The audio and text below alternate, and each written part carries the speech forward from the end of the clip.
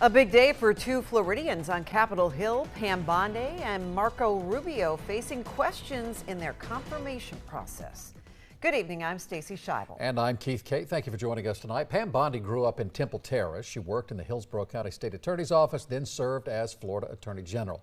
Now she's entering the national stage. And today, Bondi faced some tough questions and high praise during her Senate confirmation hearing for U.S. Attorney General. News Channel 8's Jeff Patterson is live in the Tampa newsroom with details tonight. Good evening, Stacy and Keith. Think about this list. Bobby Kennedy, John Mitchell, Janet Reno, Eric Holder. There have been some very influential and larger-than-life personalities who have held the office of U.S. Attorney General. Today on Capitol Hill, Bay Area native Pam Bondi faced tough questions to see if she will join that prestigious list. It is an absolute honor to sit before you today to introduce my good friend, Pam Bondi. She was introduced at the hearing by Florida Senator Rick Scott. She is undoubtedly qualified, brilliant, and committed to defending and protecting the laws of this nation. And speaking to senators on the committee, Pam Bondi spoke of her long record as a prosecutor.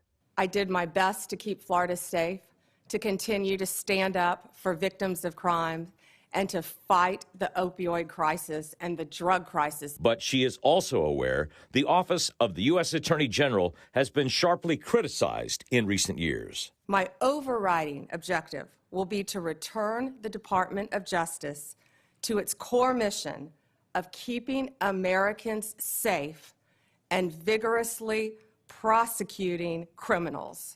She faced tough questions about how she will handle pardons of January 6th offenders. Confirmed as Attorney General of the United States, the pardons, of course, fall under the President. But if asked to look at those cases, I will look at each case and advise on a case-by-case basis. Other questions about how she will pursue a so-called enemies list of President Trump. Questioning you right now about whether you will enforce an enemies list that he announced publicly on television. Oh, Senator, I'm sorry. There will never be an enemies list within the Department of Justice. But Bondi was also given high praise by Republicans.